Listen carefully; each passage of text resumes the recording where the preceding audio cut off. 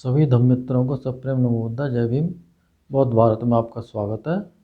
संयुक्त निकाय भाग 1 का 11वां परिच्छेद शक्र संयुक्त। इसमें पहला भाग प्रथम वर्ग देवासुर संग्राम परिश्रम की प्रशंसा। पहला सूत्र है सुबीर सूत्र। ऐसा मैंने सुना, एक समय भगवान श्रावस्ती में अनाथपिंडक के जैतवन आराम में विहार करते थे। वहाँ भगवान ने भिक्षुओं को आमंत्रित किया। हे भिक्षुओं, भदंत कह भिक्षुओं ने भगवान को उत्तर दिया। भगवान बोले, भिक्षुओं, पूर्व काल में असुरों ने देवों पर चढ़ाई की। तब देवेंद्र शक्र ने सुबीर देवपुत्र को आमंत्रित किया।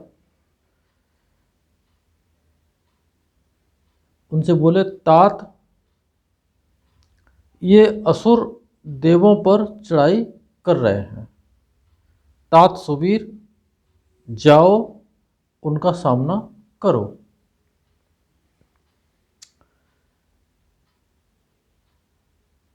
एक दुराचारी और एक सदाचारी। दुराचारी को असुर समझ सकते हैं, सदाचारी को देव समझ सकते हैं, लेकिन ये थोड़ा सा डिफरेंट है, लेकिन समझने के लिए ये मैंने बताया है। तब देवेंद्र शक्र ने सुबीर को आमंत्रित किया और उन्होंने कह दिया कि वहाँ पर जाओ और उनका सामना करो। भिक्षुओं, तब बदंत बहुत अच्छा कह सुबीर देवपुत्र ने शक्र को उत्तर दे, गफलत किए जा रहा। भिक्षुओं, दूसरी बार भी और शक्र ने सुबीर को आमंत्रित किया और आदेश दिया। तीसरी बार भी देवेंद्र शक्र ने सुबीर देवपुत्र को यही कहा कि तात, ये असुर देवों पर चढ़ाई कर रहे हैं और तुम जाओ और उनका सामना करो। भिक्षुओं, देवेंद्र शक्र सुबीर देवपुत्र को गाथा में बोला, बिना अनुष्ठान और परिश्रम किए जहाँ सुख की प्राप्ति हो जाती है, सुबीर तुम वहीं जाओ, मुझे भी वहीं ले चलो। तब सुबीर बोलते हैं, आलसी काहिल, जिससे कुछ भी नहीं किया जा सकता, जिससे कुछ भी नहीं किया जाता, वैसे ही मुझे हे शक्र सभी कामों में सफल होने का वर दें। ऐसा आशीर्वाद दें कि मैं सब कामों में सफलता प्राप्त कर लूँ। शक्र बोलते हैं, जहाँ आलसी काहिल अत्यंत सुख पाता है, सुबीर तुम वहीं जाओ, मुझे भी वहीं ले चलो। सुबीर बोलते हैं, हे देवश्रेष्ठ शक्र, कर्म छोड़, जिस सुख को पा शोक और परेशानी से छूट जाऊं, ऐसा वर दें। ऐसा आशीर्वाद, ऐसा वरदान वो मांग रहे हैं कि कर्म छोड़, जिस सुख को पा शोक और परेशानी से छूट जाऊं, यानी बिना किए कराए और सभी दुखों से छूट जाऊं। शक्र बोलते हैं, यदि कर्म को छोड़कर कोई कभी नहीं जीता है तो निर्वाण का ही मार्ग है। सुबीर तुम वहाँ जाओ, मुझे भी वहाँ ले चलो। भिक्षुओं, वह देवेंद्र शक्र अपने पुण्य के प्रताप से त्रियतिंश देवों पर ऐश्वर्य पा राज करते हुए उत्साह और वीर के प्रशंसक हैं, वीर का प्रशंसक हैं। वीर यानी कि वही दृढ़तापूर्वक पराक्रम, खासतौर से ये एक पारमिता है, वीर पारमिता, जो साधकों के लिए बहुत ही महत्वपूर्ण पारमिता है, क्योंकि जब साधना करते हैं तो वहाँ पर दृढ़ पराक्रम करना होता है। भिक्षुओं, तुम भी ऐसे ही स्वाख्यात धर्म विनय में प्रवज्जित हो। उत्साहपूर्वक बड़े साहस से परिश्रम करो अप्राप्त की प्राप्ति के लिए। अप्राप्त का मतलब होता है अनंत अवस्था को, प्राप्ति के लिए, और वहाँ पर परिश्रम करो। नहीं पहुँचे स्थान पर पहुँचने के लिए, नहीं साक्षात्कार किए का साक्षात्कार करने के लिए, इसी में तुम्हारी शोभा है। जो लोग ध्यान नहीं करते हैं उन्हें सत्य का साक्षात्कार नहीं होता है। जो अंतर्मुखी होकर के जो सत्य को देखते हैं, इस संवेदनाओं के आधार पर जो सत्य को देखते हैं, वही लोग उस सत्य का साक्षात्कार करते हैं। दूसरा सूत्र है सुसीम सूत्र, परिश्रम की प्रशंसा। श्रावस्ती जैतवन, वहाँ भगवान ने भिक्षुओं को आमंत्रित किया, हे भिक्षुओं, भदंत के भिक्षुओं ने भगवान को उत्तर दिया। भगवान बोले, भिक्षुओं, पूर्व काल में असुरों ने देवों पर चढ़ाई की, तब देवेंद्र शक्र ने सुसीम देवपुत्र को आमंत्रित किया, और ठीक उसी तरह से और जो सुबीर सूत्र में जो आया है वो उन्होंने यहाँ पर पूरा नहीं लिखा है, लेकिन वही है जो अभी पीछे मैंने पढ़ा है। तीसरा सूत्र धज्जक सूत्र, देवासुर संग्राम त्रिरत्न का महात्मा है। यानी कि त्रिरत्न बुद्ध धम्म संघ, ये त्रिरत्न है, और इनका महात्मा का मतलब इनकी महानता। श्रावस्ती जैतवन में भगवान बोले, भिक्षुओं, पूर्व काल में एक बार देवासुर संग्राम छिड़ गया था। भिक्षुओं, तब देवेंद्र शक्र ने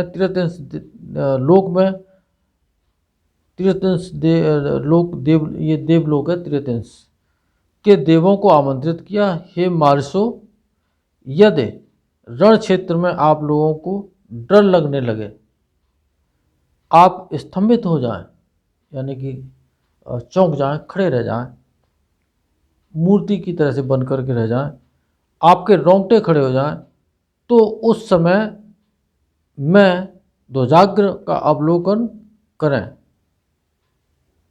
उस समय अपनी धर्म ध्वजा का अवलोकन करें। मेरे ध्वजाग्र का अवलोकन करते ही आपका सारा भय जाता रहेगा।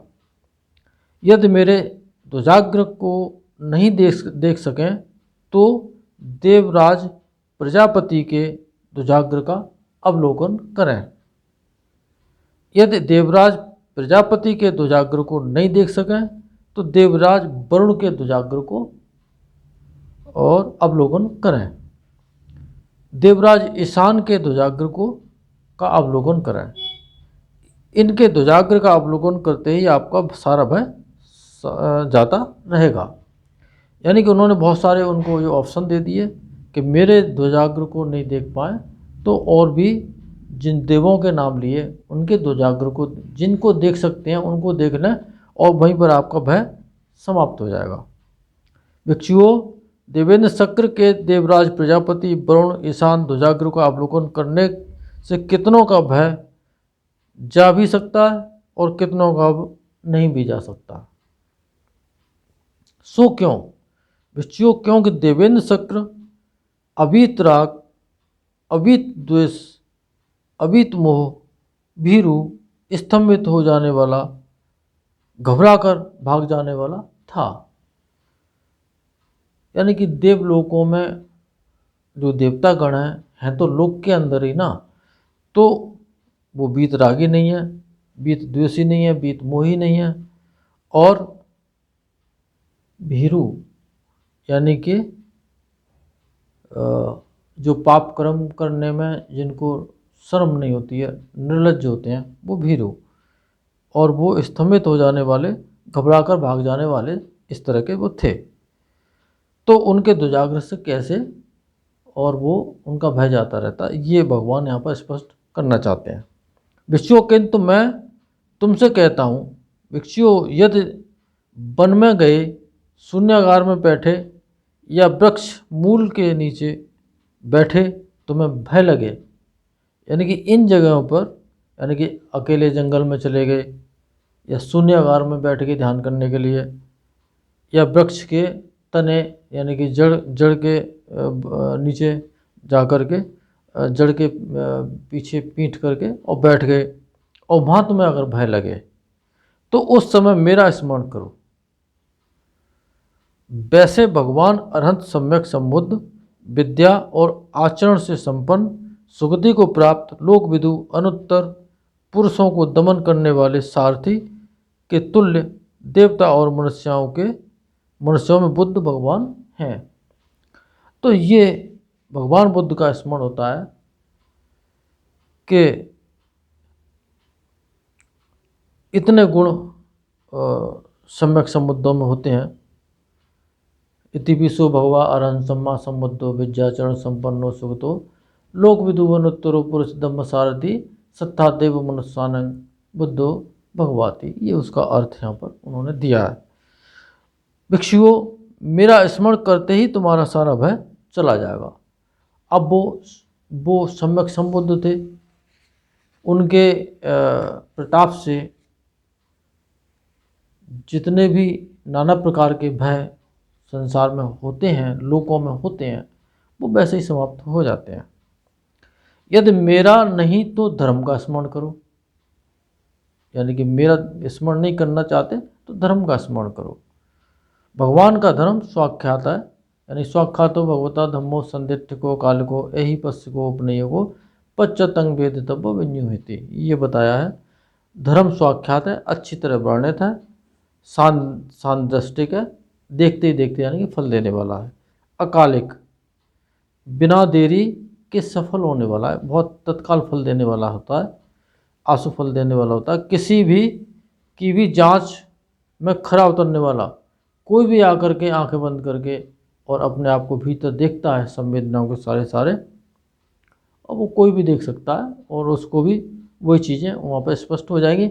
निर्वाण तक ले जाने वाला और विज्ञों द्वारा अपने भीतर ही भीतर जाना जाने वाला के योग्य है। तो ये सब जो साधक हैं उन सब ने देखा होगा, और ये कोई काल्पनिक बात तो है नहीं, ये तो सामने की बात है। जो करते हैं वो जान लेते हैं, और जो नहीं कर पा रहे हैं वो सुने और करने की कोशिश करें।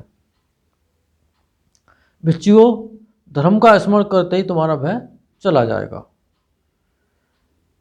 यदि धर्म का नहीं तो संघ का स्मरण करो। तीनों रत्नों में से किसी एक का स्मरण तो करो। भगवान का श्रावक संघ सुप्रतिपन्न है, अच्छे मार्ग पर आरूढ़ है, यानी कि आर्यस्थांग मार्ग पर आरूढ़ है। ऋजु प्रतिपन्न है, यानी कि सीधे मार्ग पर आरूढ़ है, ऐसा मार्ग जिसमें कोई संदेह नहीं है। एक कदम चलोगे तो एक कदम का लाभ। ज्ञान के मार्ग पर आरूढ़ है, पूरा तत्व ज्ञान से भरा हुआ। उचित ढंग से मार्ग पर आरूढ़ है, जो पुरुषों का 4 जोड़ा, 8 पुरुष हैं, पुरुषों का 4 जोड़ा, यानी कि श्रोतापन, सकृदागामी, अनागामी, अरहंत, 4 ये और 4 इनके गुण। श्रोतापन है तो श्रोतापन के अपने गुण होंगे, सकृदागामी है तो सकृदागामी के अपने गुण होंगे, अनागामी है तो अनागामी के अपना गुण होंगे, यानी कि लोक व्यवहार उनका होगा उस तरह का, वो व्यवहार ही बता देता है। और अरहंत होंगे तो अरहंत के गुण होंगे। तो 4 गुण और 4 वो व्यक्ति। इसी तरह से 8 जो पुरुष हैं वो ये श्रेष्ठ पुरुष हैं, यही भगवान का श्रावक संघ है। सही मायने में भगवान का श्रावक संघ यही है, आर्य श्रावक संघ जिसको कहते हैं। केवल चीवर पहन लेने से या ग्रस्त हैं तो बुद्ध वंदना कर लेने से कोई आर्य श्रावक संघ नहीं हो सकता। कम से कम श्रोतापन्न अवस्था को प्राप्त व्यक्ति वो ग्रस्त भी हो सकता है, भिक्षु भी हो सकता है, भिक्षुणी भी हो सकती है, उपासक उपासिका कोई भी हो सकता है, वो आर्य श्रावक संघ में आते हैं। आर्य श्रावक संघ निमंत्रण करने के योग्य है, सत्कार करने के योग्य है, दान देने के योग्य है, प्रणाम करने के योग्य है, संसार का अनुत्तर पुण्य क्षेत्र है। इतना बड़ा पुण्य क्षेत्र और कहीं होता नहीं है।